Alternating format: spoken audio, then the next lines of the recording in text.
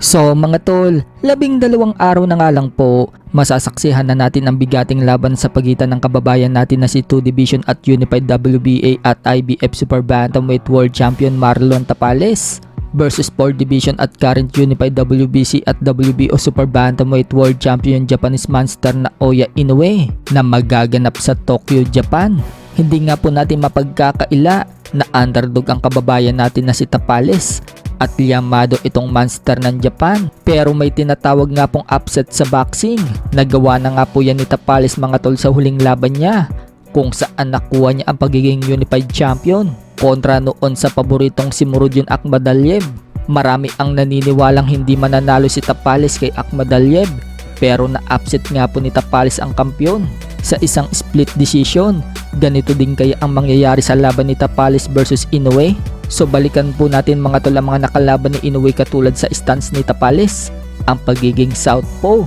Sa 25 nga pong laban ni Inoue mga tol, 3 dyan kaliwete ang nakalaban niya, at yung 3 na yan puro knockout ang inabot kay Inoue. Kabilang na nga po sa 3 na yan ang kababayan natin na si Michael Dasmariñas, Omar Andres Narvaez ng Argentina at Juan Carlos Payano ng Dominican Republic.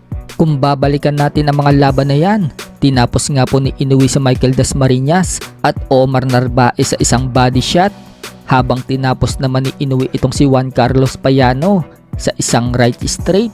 So gamit na gamit nga po dyan ni Inoue ang right straight at body shot sa mga kaliweting boksingero. Pero kung gagamitin ni Tapales ang estilo niya noon labang kay Akhmadaliev, hindi basta-basta maibabato ni Inoue ang pamatay niyang left body shot dahil nakababa ang depensa ni Tapales. Pero pagdating sa right straight mga tol, yun ang dapat pagandaan ni Tapales dahil gagamitin niya yung katulad kung paano niya pinatulog si Juan Carlos Payano. Dapat sa tuwing babato si Tapales, mabilis siyang umatras o bumalik sa depensa dahil mabilis kumounter itong si Inoue. Bukod dyan, may estilo si Inoue na titirahin kanya lagi sa itaas para umopen ang ibaba mo. Sa kanya papakawalan ang left body shot. Samantala, kung noong nakaraan, nagpakita ng bato-batong katawan si Oya Inoue, nagpakita din ang Team Tapales ng bato-batong katawan ni Marlon Tapales. Pagandahan nga po ng katawan ng dalawa. Sino kaya sa kanila ang titiklop sa darating na December 26?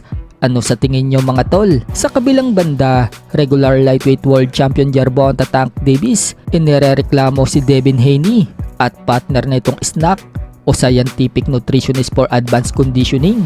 Isa nga po itong sports nutritionist company. Mukhang nagtataka kasi itong si Tank Davis na biglang lumakas itong si Devin Haney sa super lightweight division matapos na itong pabagsakin sa round 3 at dominahin ng nooy WBC Super Lightweight World Champion Regis Prograis.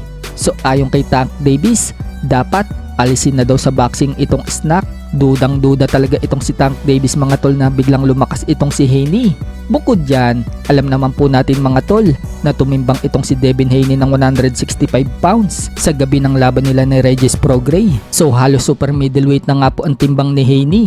Paglilinaw naman ng founder ng Snack, 10 taon na daw ang tambalan ng Snack at Devin Haney at palagi daw pasado si Devin Haney sa mga bada testing.